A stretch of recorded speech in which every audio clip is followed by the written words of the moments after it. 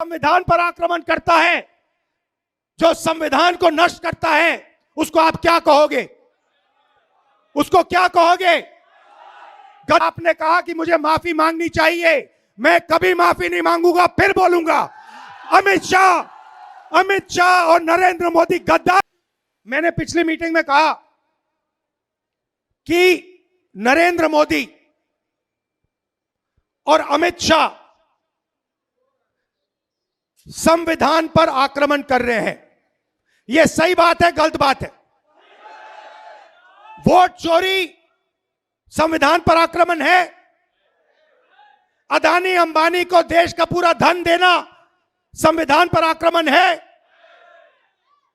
हिंदुस्तान की सारी यूनिवर्सिटीज के ऊपर वाइस चांसलर आरएसएस के वाले बैठाना आक्रमण है नहीं है?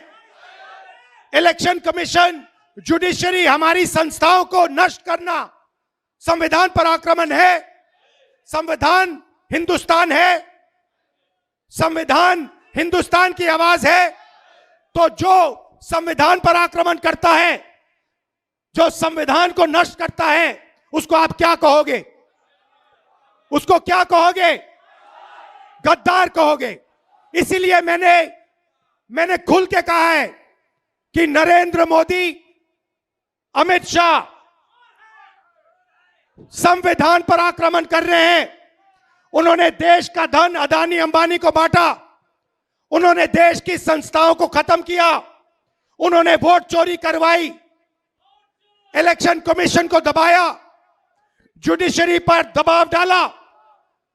आरएसएस के लोग सुन लो, आपने कहा कि मुझे माफी मांगनी चाहिए, मैं कभी माफी नहीं मांगूंगा, फिर बोलूंगा। अमित शाह और नरेंद्र मोदी गद्दार हैं, क्योंकि उन्होंने कॉन्स्टिट्यूशन पर आक्रमण किया है।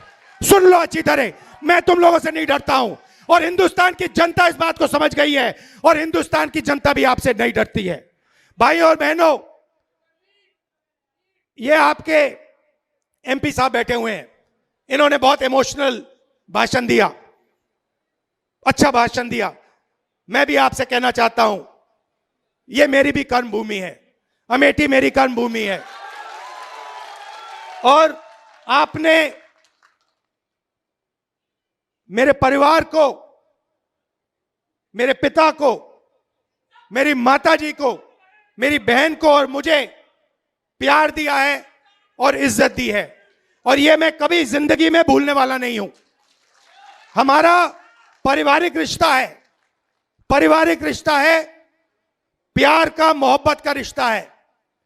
राजनीति बाद में आती है, प्यार मोहब्बत का हमारा रिश्ता है, बहुत गहरा रिश्ता है, सालों पुराना रिश्ता है।